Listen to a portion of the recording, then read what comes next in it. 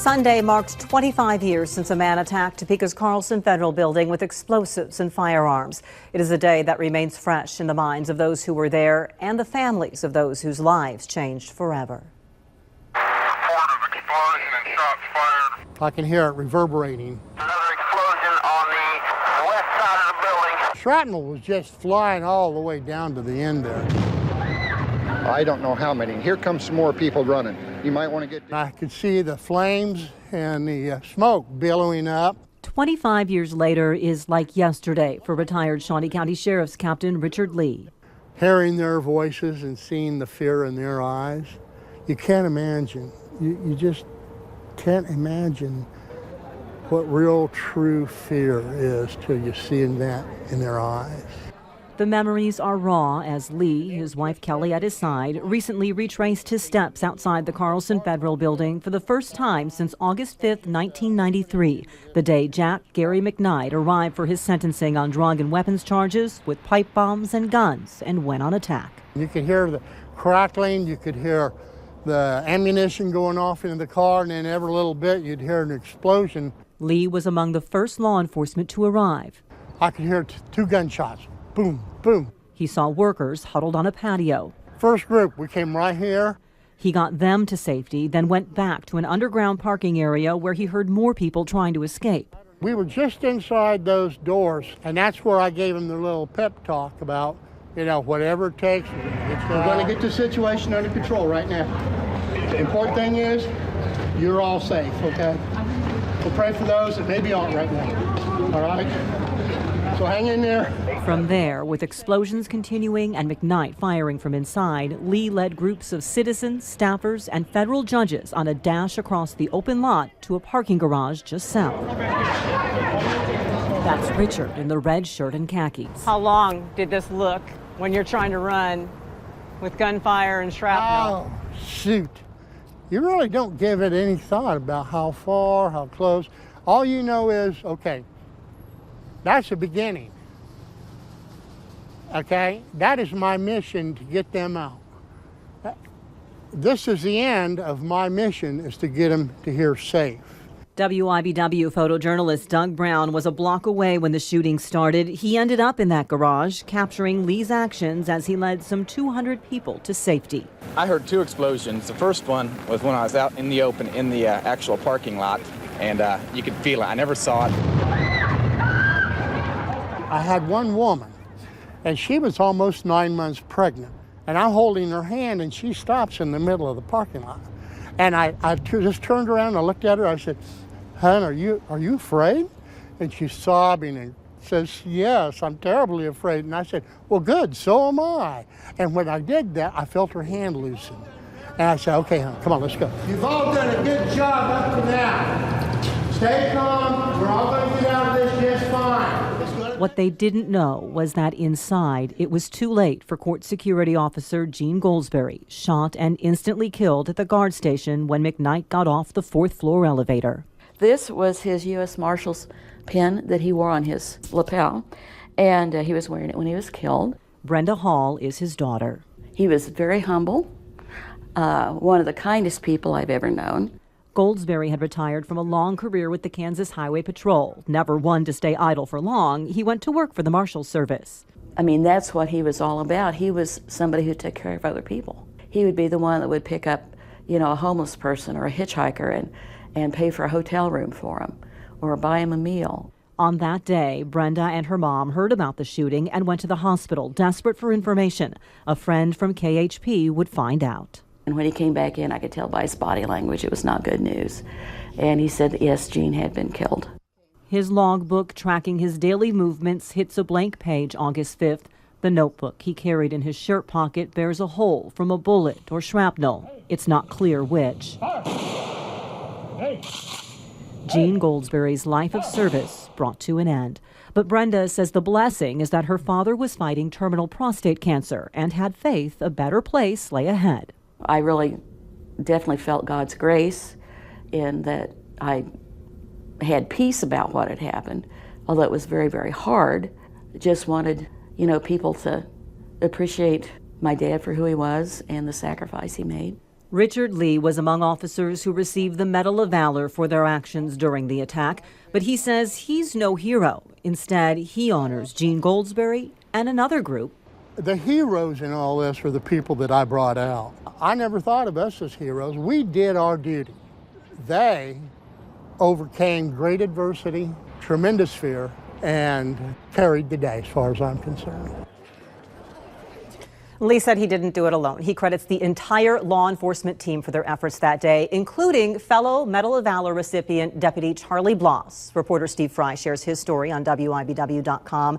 The attack sparked increased security at government buildings nationwide. Today at the Federal Building, you will find a guard station and controlled access to that parking lot, and only one public entrance to the Carlson Building where you immediately pass through security. A routine procedure left a young woman from St. Mary's fighting for her life. What followed brings us a story of faith, love, and you might even say a Christmas miracle.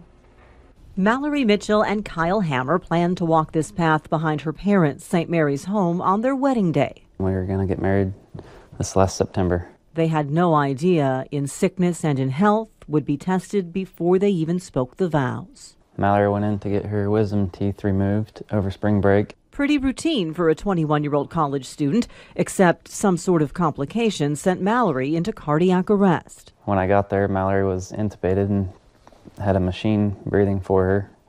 It was heartbreaking. Still, 2 days later, Mallory woke up and seemed okay, just some slight speech and coordination issues. She went to rehab, but a day in, started having seizures. After a couple days in Stormont's ICU, she was flown to University of Kansas Hospital in Kansas City. Mallory had suffered a severe brain injury. They decided to induce her into a coma to basically restart her body, her brain, everything, and I really wasn't sure what I was up against. I didn't know if I was going to lose her or she was going to be back to her old self 2 days later. So it was a scary time.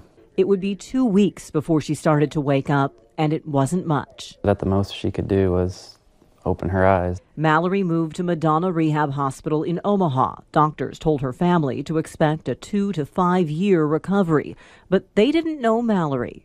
I still remember the first, I want to say, week and a half, 2 weeks of her therapy at Madonna.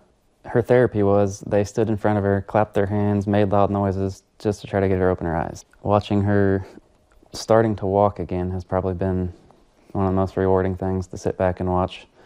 It's just flat out amazing what she has accomplished to this point. Her family says it's nothing short of a miracle. With faith, hard work, and a community rallying around her, Mallory came home in October. It's sign language for thank you. She's now working to strengthen her voice, and her parents take her to physical and occupational therapy 3 days a week. The next bridge she'll cross, walking down the hill on her own on her wedding day. And Kyle will guide her toward that goal as long as it takes. It's easy. She's the same girl. When you love somebody as much as I love Mallory, this is what you do. You stick with it, you stick together. They're so awesome together. There are a few ways you can help with Mallory's recovery. You can donate to funds through Bank of the Flint Hills at Rossville or Yingling's Auto Body in North Topeka. Also, you can give online for a chance to win a guided fishing trip donated by Lake Tawakoni Guide Service in North Texas. They donated that, and I posted the link to do that on WIBW.com. They have, Kyle and Mallory have their own way of communicating. They've worked it out. I said, you know, married couples, some don't even do that after many, many years. Right. And there they are, these two young people, just and wonderful support. In Mallory's recovery, you know, he's finishing the sentences for her as husbands and wives often do. So they've got, like they've got a great connection. The faces of Friday night change over the years. New band, players, cheerleaders. But one has stayed the same. And ladies and gentlemen, for the 50th year officiating football in the state of Kansas, Randy Gregg. How you guys doing? I went to sign up to referee basketball. A little warm, isn't it? Yes, sir. Make sure they said, well, we're short on football officials. Would you be interested in working football? Well, I always loved football, but I wasn't very big in high school, so I couldn't play football. But I told him, yeah, I'd referee football. 5 decades later, Randy Gregg is your umpire? Randy Gregg is still tackling the challenge. I just have a good time. The guys I work with are great guys. It does keep me young. Everybody says, "You're 72?" And I said, "Well, yeah." And they said, "Well, you look younger than that." And I said, "Well, it must be from running around on the football field all this time." I figured I've refereed over 2,000 games. And with 40 players on a team, that's some 160,000 young lives touched. Most of the kids are really good to interact with. I have a good time with them. Don't use your head. You want to do a good job for them, and then you want them to do a good job for you. Greg's worked plenty of big games, 4 6A state title matchups, even an NAIA national championship among them. But his most memorable had nothing to do with the game itself. I was out at Washburn Rural Middle School with my partner Rod McMaster and his son Tyler, and Rod just dropped dead on the football field. He had a massive heart attack and just died instantly right on the spot. So I'd been with him for 40 years.